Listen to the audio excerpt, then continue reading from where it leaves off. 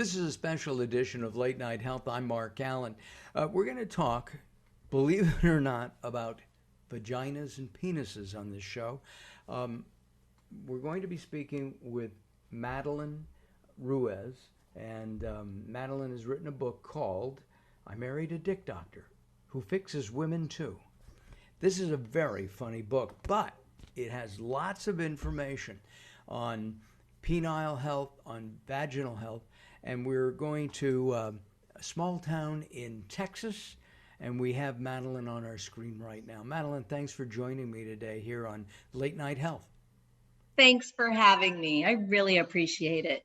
Madeline, you've been married to Henry Ruiz, Dr. Henry Ruiz, who is a double board certified urologist for about 20 years now. And you told me that because of that, and living in a small town, people come up to you in supermarkets and at Starbucks and are kind of, well, they discuss very personal things with you. They sure do. They come at me from any venue you can imagine. Once they see me, it's a small town, they know who I'm married to. And I think after seeing me a few times, they work up the nerve to come on over and ask a urological question, usually about their husband, and other times about themselves, and sometimes their children. Does it seem to you that many men over a certain age have some kind of issue with their penis? Every man has issues with their penis at some point. But nobody will talk about it. That's why the subject seems so taboo, because, you know, I write a chapter in my book called Penis Pressures in Society. And there's so much pressure on a man to perform, they don't dare bring up the fact that it might not be working properly all the time. It is, from a psychological standpoint, if a guy can't pleasure his partner, shall we say, or get it up, it's got to have psychological effects on the guy too. You know, it ruins relationships for both the man and the woman. Sometimes the man will often isolate himself because he just doesn't know what's going on. And most of the time, usually after the age of 40, it seems to be some underlying physical condition. And so they don't want to talk about it, because what are you going to do? Make an appointment and the receptionist says, how can I help you? What's your problem? Oh, yes, I need to see a doctor because I can't get it up. They're not going to make that call. It's just too much pressure. And so a lot of the times the wives will come and find me, and they'll secretly tell me about their husband's erectile dysfunction. And everybody seems to be surprised that their urological issue can be fixed. That's my message. You were married before. You had a loving relationship, and then your husband got sick. Yeah. And his performance in bed kind of withered, so to speak. And he finally, I guess he felt so bad for you, he asked you to leave. He did. It was devastating. Pushed me away, isolated himself, the typical kind of over time situation. And we just didn't know at that time that cardiac events or cardiac health had a direct impact on performance. And looking back, now that I'm married to the Dick Doctor, I've learned a lot about what happened to me in my situation.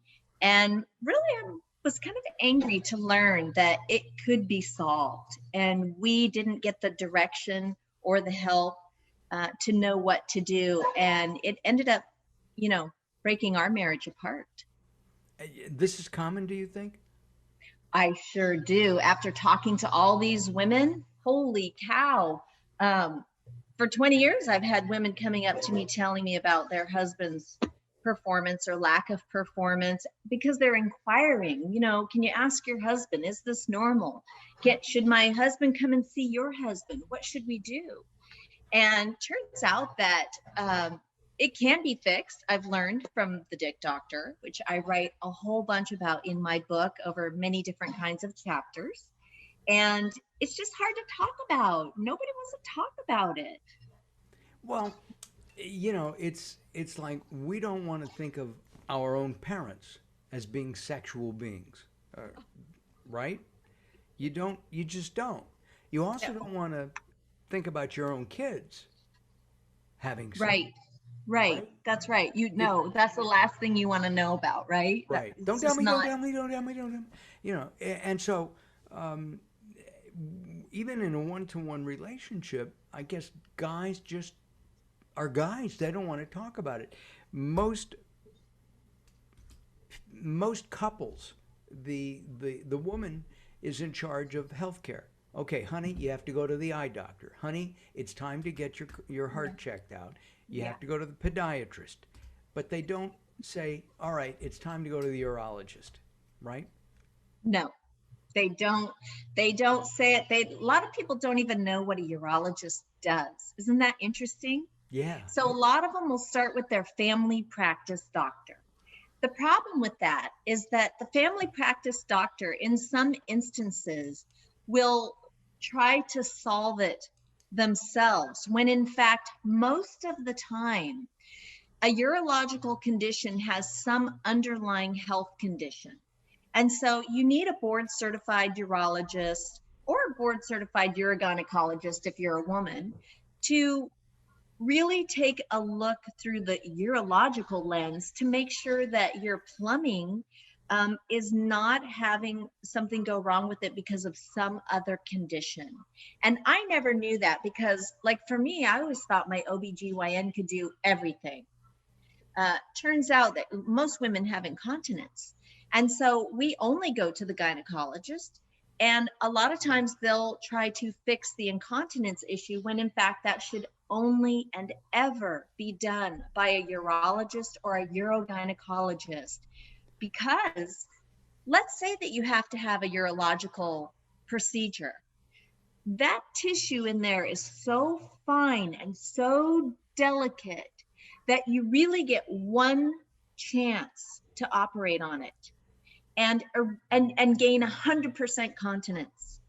If you let somebody who was never trained, like a gynecologist, to do a urology procedure, like a sling, right, which is a bladder lift, most of the time it will fail. I know because my husband, he corrects so many slings in women, and then they're never continent again because it's a redo. One of the things that has always puzzled me about doctors here in California, where I am, if you're an MD, you can do brain surgery. You may not be board certified. You, Yes. you can do eye surgery. Yes. You can do it all because they Same don't. here in Texas. Same in Texas, and I think it's pretty much the same way throughout the country. Uh, Yes. I think that needs to be addressed and changed so that the specialists who have that training can actually do the work correctly the first time. Well, that's right. For example, my husband's double board certified and fellowship trained. And that And means so, men and women. yes, yes, he can do men and women. So he's called a female pelvic reconstructive urologist. Especially like if men get prostate cancer and they can't pee anymore, bladder cancer, kidney cancer, you get shot, run over by a truck. He's the cleanup crew. He's the guy that can rebuild all your plumbing so that it works again. And he went to school for 15 years, college, university, medical school, fellowship, residency, 15 years to learn how to fix your plumbing. Where your family practice doctor, I think they go for 8 or 10. That's a big difference. And they don't have a specialty. They're No, right. Uh, right.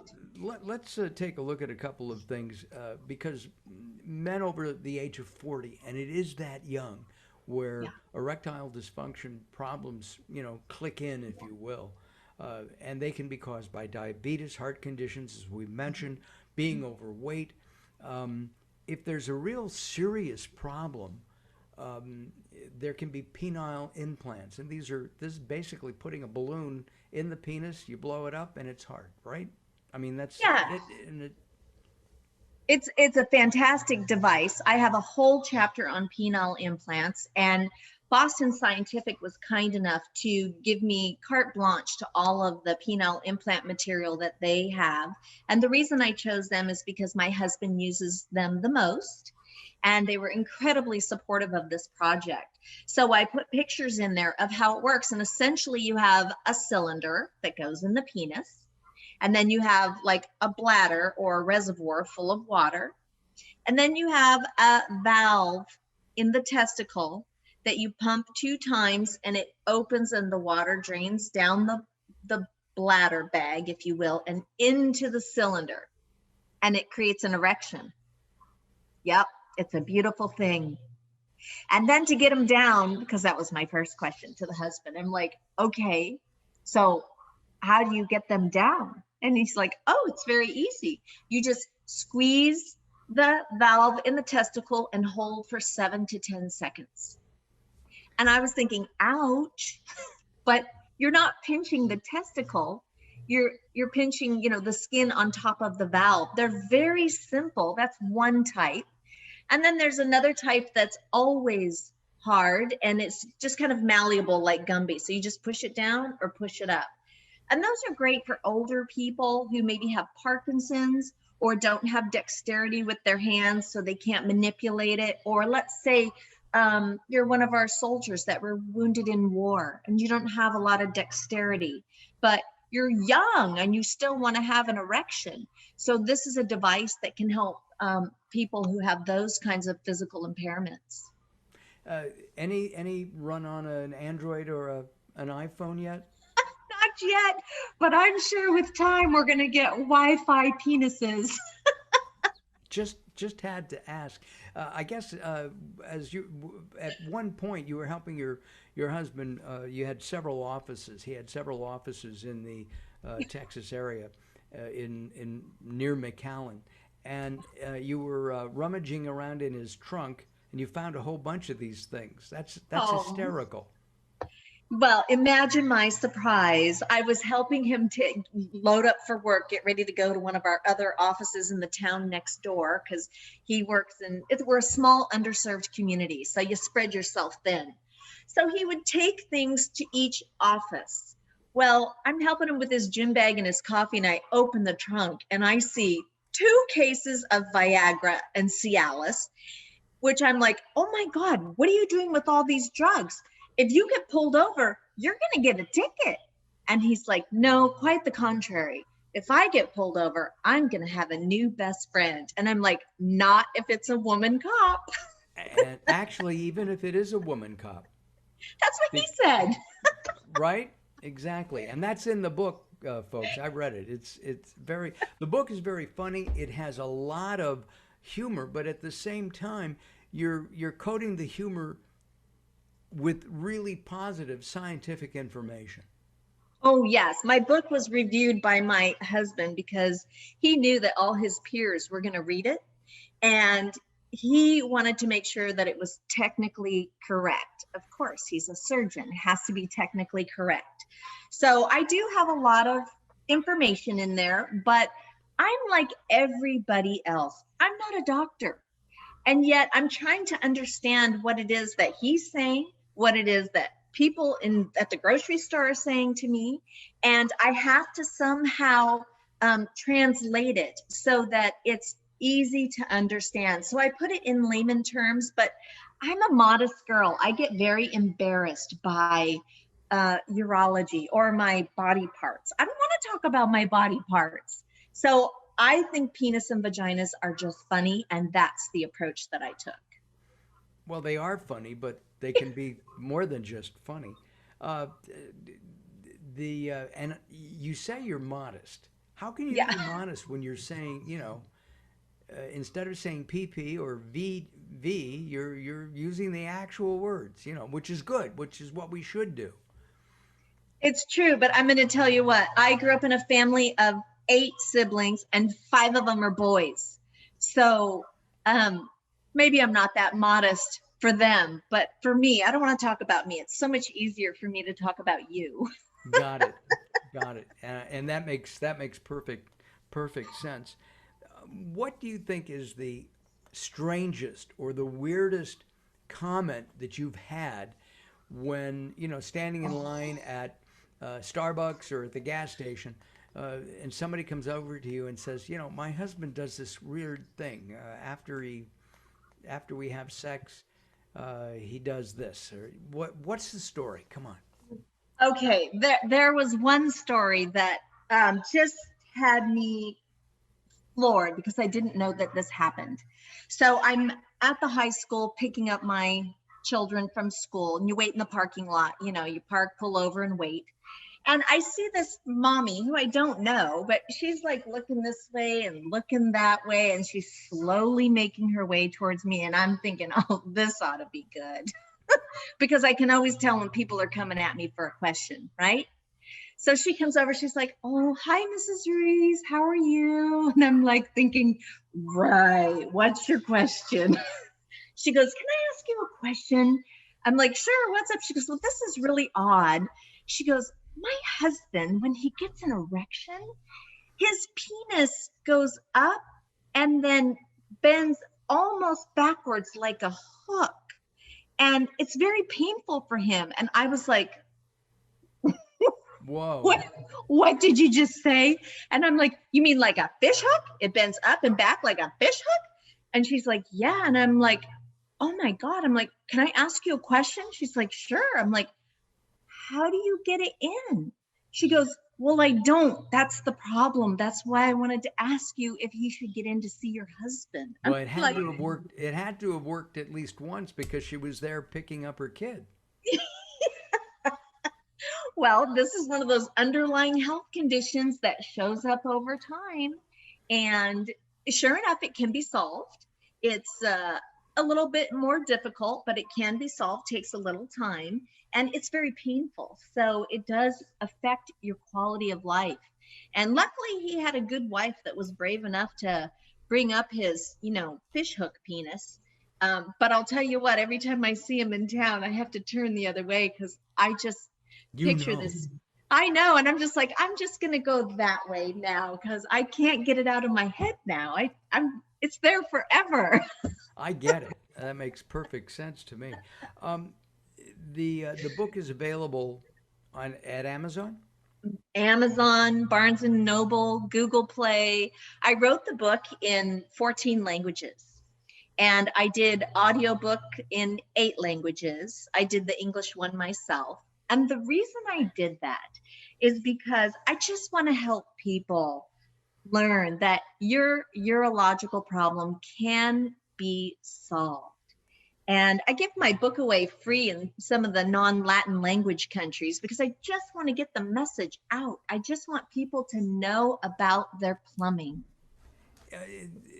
Could a urological condition be life-threatening at any time that you're aware of? Wow, that's a great question. I have to think about when the husband's been on call and what happens in the night. It's usually after the surgeries. It's not that the urological condition itself. The one that is kind of scary, and this is for all the moms and dads, it's called a tersion, Tersion, tersion. And it's essentially when your son's testicles, usually between like the ages of 14 to say 23, the testicle will turn, I guess, and it cuts off the blood supply. And it's very painful. And the kid should know he should go tell mom and dad, but they're so embarrassed. They hide it until the testicle's dead. The testicle dies in 24 hours. And so I would encourage parents to whisper in their son's ear, listen, if you ever have any kind of testicle pain, there's this thing called a tersion, and your testicle can die if you don't get into the hospital within 24 hours. They can save it if you get there in time, but if the blood supply is cut off longer than that, the testicle will die. And as we wrap up our time together this time, and we'll have to have you back with some more tidbits on this. I personally think of sex as it's a gift from God. Oh, yes. But a lot of people, because of urological problems, both men and women, don't enjoy sex. Yeah. Isn't that a travesty? Oh, I can't imagine life without sex.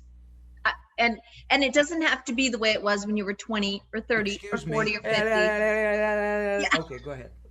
But it's all good, right? It's all good. And you want to keep that going because it's good for your mental wellness, your physical health wellness, your emotional wellness. And it creates bonding in relationships. And when you start to lose sex, you start to lose interest in not just, your sex or your husband, but in life. It really can have a very large impact on you. The book is really quite funny. A lot of personal anecdotes and stories. We'll have Madeline back as soon as I calm down, because this has been a titillating subject. I should have put a little warning at the beginning of our time together. But the name of the book, as you can see, is I Married a Dick Doctor. It's right there. Who fixes women too? A double board certified urologist, and his wife Madeline has made it a passion to help people basically with sex. So you're pushing sex, my dear. I am pushing sex, and I'm pushing quality of life, and I'm pushing, life is short. Get on board, live life, get your urological problems solved so you can get back out there and do what we were meant to do in this life, which is to live and love and laugh. Ooh, love and laugh. I like that. Maybe a little bit of sex too. A lot of Madeline, sex. I thank you. A lot of sex? Ooh, that's even better. Right. So I've got to ask you, how many kids do you have? I have 2. You have 2. Yeah. Boys, girls, one of each. One boy, one girl. They're teenagers. Teenagers. You don't want to know about their... I do know. We talk about it. We do talk about it. My mother was a nurse. My husband is a doctor. I come from a family of doctors. So we have very clinical discussions about when you start having sex, which we're not asking you to start having sex, but we're not stupid. Here's how you be smart about it. And here's how you treat a lady, or here's how you treat yourself. So we really do have those conversations. Good. And my kids are like, "Oh, Mom." Yeah, they do. Yeah. Yeah. Yeah. Yeah. I don't want to. Yeah. Exactly. I will tell you though, my son handed out my book to all his high school buddies.